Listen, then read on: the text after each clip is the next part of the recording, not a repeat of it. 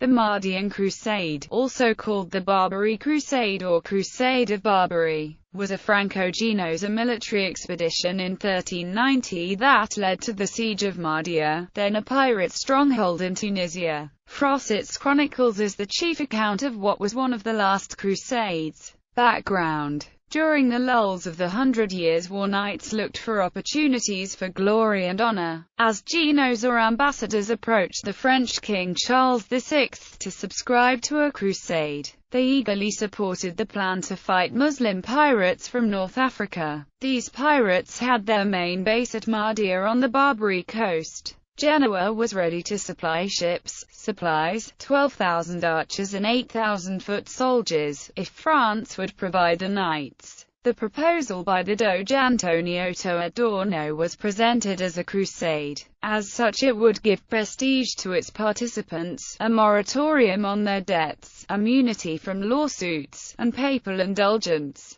The French force also included some English participants and consisted of 1,500 knights under the leadership of Louis II, Duke of Bourbon. The siege of Mahdia. It has been estimated that the total force numbered about 5,000 knights and soldiers plus 1,000 sailors. Two priests representing both popes blessed the departing. An armada of about 60 ships left Genoa on July 1, 1390 and landed at the end of July near the town of Mahdia, where the soldiers disembarked unchallenged. The Crusaders put up their camp and invested the fortified city for the next 2 months. They had failed to bring sufficient siege engines to breach the walls. A relief army, reportedly 40,000 men strong, was brought up by Hafsid Sultan Abu al-Abbas Ahmad II, supported by the kings of Bugia and Tlemcen. Camped nearby, avoided pitched battle, but started to harass the Crusaders. The Crusaders had to build a wall around their camp and fortify it.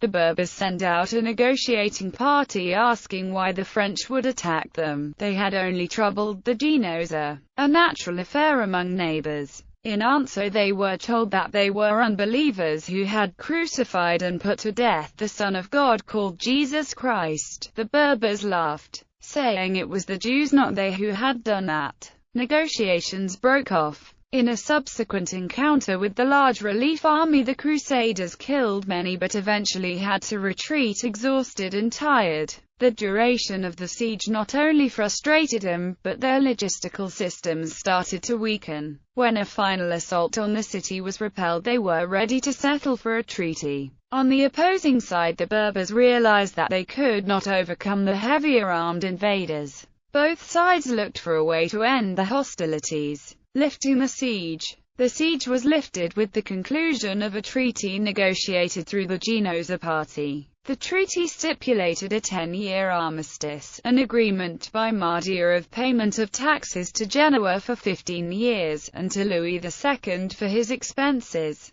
Thus piracy from the Barbary coast was reduced, and the Crusaders withdrew. By mid-October, the Crusaders had returned to Genoa. Losses due to fighting and disease amounted to 274 knights and squires, about 20%. Afterwards, both sides celebrated victory afterwards. The Berbers had repelled the invaders, and the Genoese could conduct trade with less interference. The French knights had no tangible goals but had participated for action and glory. They failed to learn any lessons from a chivalric adventure with religious overlay. Their mistakes of unfamiliarity with the environment, lack of heavy siege equipment, underestimation of the enemy, and internal quarrels were repeated 6 years later on a grander scale in their fatal Last Crusade at Nicopolis. Notable participants: Louis II, Duke of Bourbon; Philip of Artois, Count of Eu;